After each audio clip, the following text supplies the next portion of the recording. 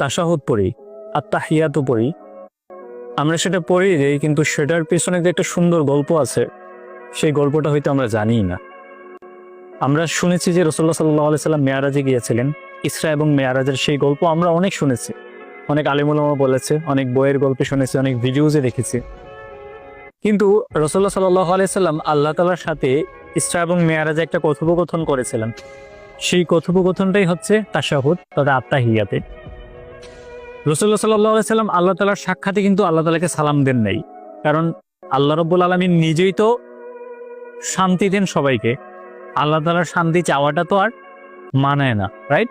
সেই জন্য রাসূলুল্লাহ সাল্লাল্লাহু আলাইহি সাল্লাম আল্লাহ তাআলাকে উদ্দেশ্য করে বললেন যে আত্তাহিয়াতু লিল্লাহি ওয়াসসালাওয়াতু আত-তাইয়্যিবা, যে সমস্ত প্রশংসা, সমস্ত সমৃদ্ধি, সমস্ত পবিত্রতা আল্লাহ তাআলার জন্য।